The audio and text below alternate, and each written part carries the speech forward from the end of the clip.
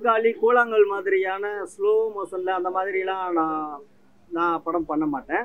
ஏன்னா எனக்கும் அந்த மாதிரி ஸ்லோவாக உக்காந்து பார்க்குற அளவுக்கு எனக்கு பொறுமை கிடையாது. என் படம் அப்படி இருக்காது.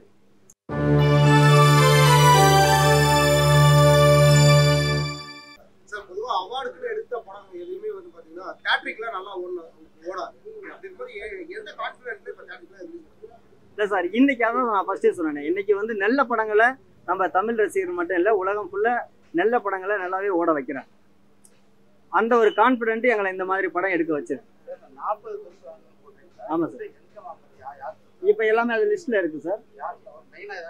மெயினாக இப்போ உங்களுக்கு அந்தமானில் வாங்கியிருக்குங்க. அதுக்கப்புறம் வந்து இந்த மாதிரி நிறைய இருக்குது. நான் 2 வருஷம் முன்னே நாங்கள் எடுத்தோம். இல்லை சார், நமக்கு மேக்ஸிமம் ஃபுல்லாக வந்து நம்ம சார் தான் ஃபுல்லாக அப்ளை பண்ணாருங்க. நான் ஓப்பனாக சொல்லப்போனால் நான் அந்த அவார்டு ஃபெஸ்டிவலு இதை பற்றிலாம் எனக்கு அந்த அளவுக்கு தெரியாது. ஓப்பனாக சொல்லப்போனால் அதுதான் எனக்கு அவார்ட் ஃபிலிம் பண்ணுறதுலே எனக்கு வந்து உடன்பாடு இல்லை. ஃபஸ்ட்டு எங்களுடைய பட்ஜெட் நாங்கள் புதுசாக ஒரு முயற்சி பண்ணும் போது இதுக்குள்ளே எடுக்கணும்னா அவார்ட்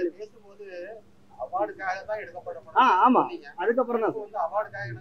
இல்லை அவார்டுக்கு விருப்பம் இல்லாமல் தான் சார் நான் ஃபஸ்ட்டு இருந்தேன். இந்த படம் வந்து பார்த்தீங்கன்னா இதுக்கப்புறம் இந்த தமிழ் ரசிகர்கள் அதையெல்லாம் விரும்ப ஆரம்பிக்கிறாங்கன்னும் போது தான் இதை எடுக்கலான்னு அதுக்கப்புறம் எங்களுக்கு பொட்டுக்காளி கூழாங்கல் இது எல்லாமே வந்து பார்த்தீங்கன்னா அவார்டு வின் பண்ண படங்கள் தான். ஆனால் தேட்ரிக்லாம் வந்து பார்த்தீங்கன்னா எதுவுமே வந்து கலெக்ஷன்ஸ் எடுக்கல.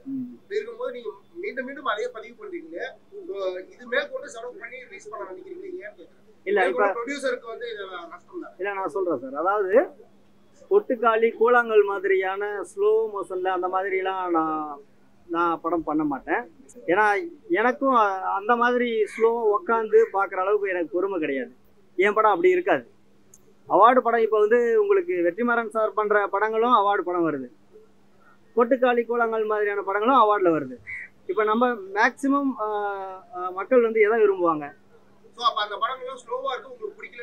பிடிக்கலன்னு நான் சொல்ல வரல, எனக்கு பொறுமை இல்லை. நான் ஏன்னா ஒவ்வொருத்தருக்கும் ஒவ்வொரு ரசனை இருக்குங்க.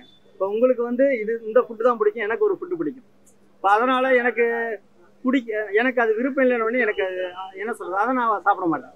விருப்பப்படாத நான் சாப்பிடுவேன். அது மாதிரி நான் ஒரு விஷயம் பண்ணுறேன் அப்படின்னா ஒவ்வொருத்தருக்கும் ஒரு வே ஆஃப் ஸ்டைல் இருக்கும்.